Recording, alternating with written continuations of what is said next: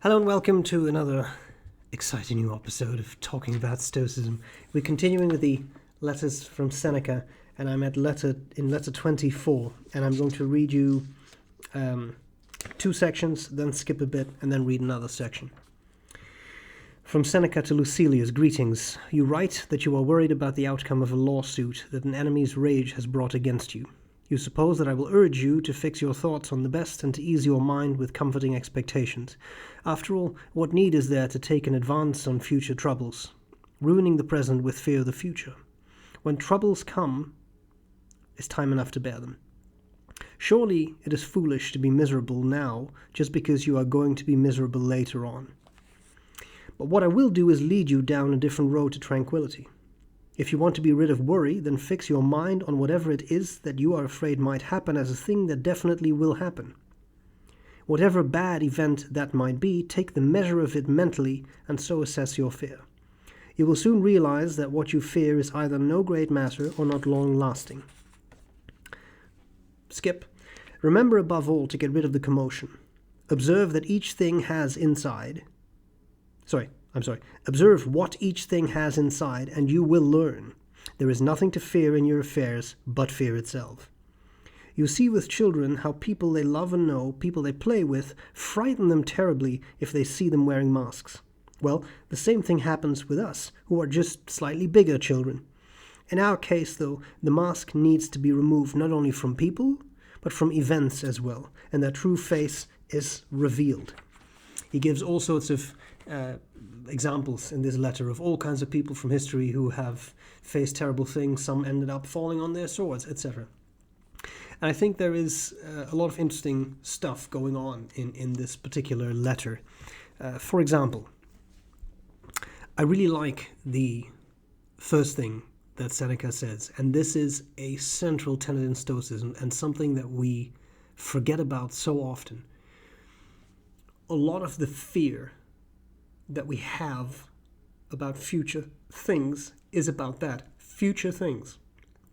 We do not yet know how those things will pan out. We don't know that yet, but we are already fearing them. We are fearing the outcome of something that has not yet happened. Now, Stoics take into account once in a while the worst thing that can happen. We've talked about that before. Premeditatio malorum. In other words, like the expectation of the worst thing. Think of a worst case scenario. You're going into, say, a business meeting. I'm just using a simple low-level example. You go into a business meeting and the most terrible thing that can happen is X. Well, if you go into that meeting and you've prepared yourself mentally, you think, okay, X is probably going to happen. And then anything but X happens, then that is a win. Because the worst thing that could happen has not happened. But you have prepared yourself, you have steeled yourself mentally for the worst case scenario, which is probably unlikely to happen. So then anything else that happens is a win, is a positive, makes that situation less bad. It may still not be exactly how you want it to be, but it's not as terrible as you thought it might be. So I like it a lot, and Seneca, being Seneca, in his wonderful way with words, he expresses it very well, right?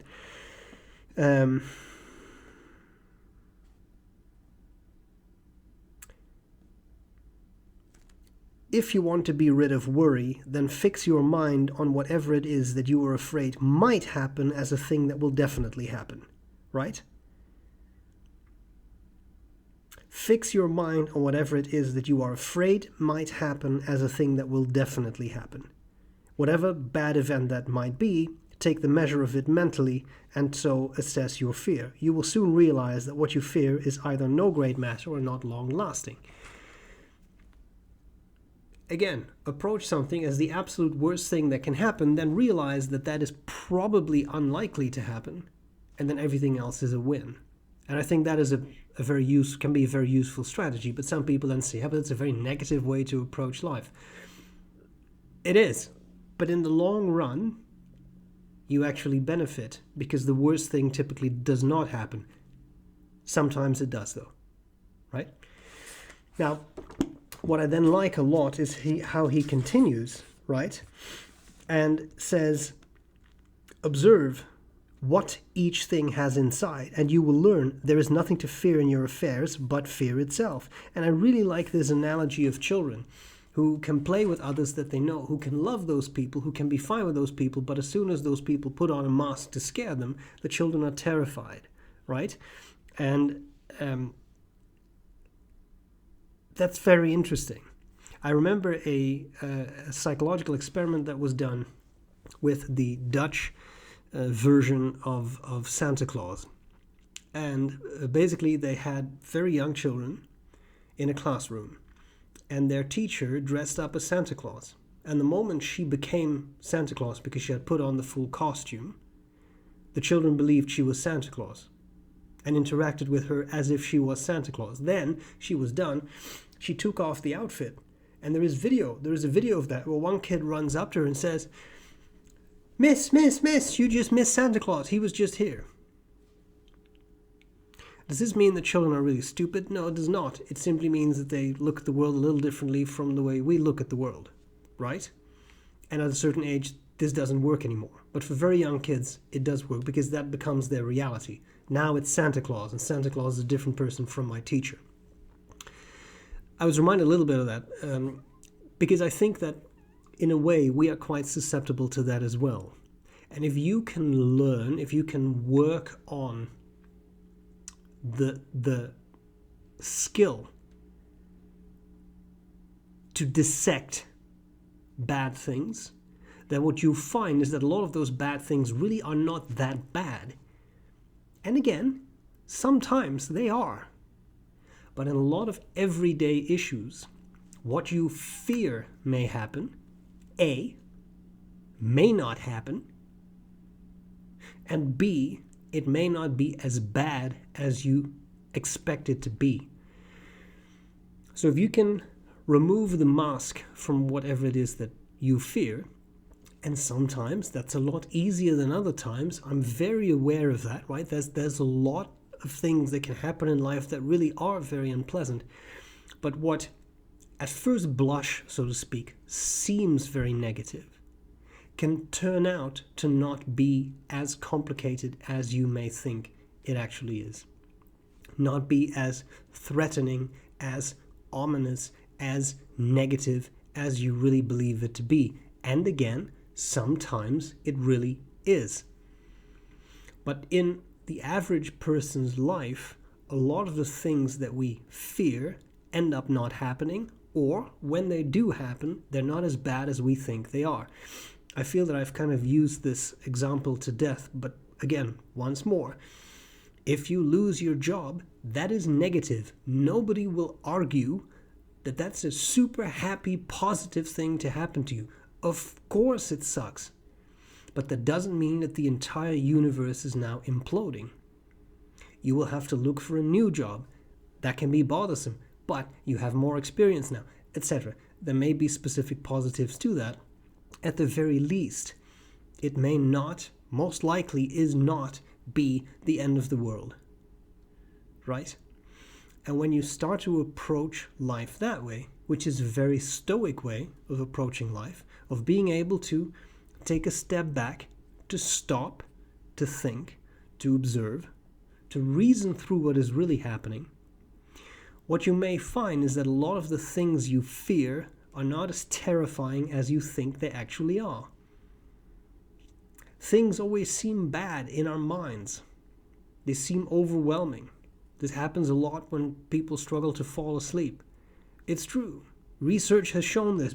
Like at night, everything looks darker. It's a thing. That's how our brains work. Everything looks a little bit more scary, more overwhelming, more unpleasant. It's the way it is. But you are in charge of that. You can stop that. You can change the way you think. You can change the way you approach things. And as a result, you may actually start to feel better. You may start to see that what you were fearing to happen is not as terrifying as you thought it was. Or you may see that what you fear may happen actually has a very small probability of happening.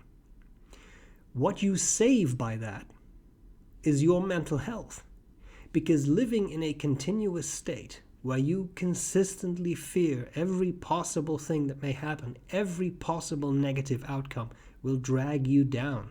It will hold you back and you will suffer. And that is something that you try to get rid of with therapia, the practice of a school of philosophy like Stoicism, by applying the thought of that school of philosophy, in this case, Stoicism. And the very pragmatic solution is it within my control? Is it not within my control? Etc. We've talked about that a lot. But by consistently applying that kind of thinking, I think you will find that certain things in life become a lot easier and may become a lot less terrifying. And that's very much a worthwhile endeavor to pursue. So, these are my thoughts for this week. Let me know what you think. I'm always interested to read that. I hope you have a good week. I will be back again next week with more talk about Stoicism.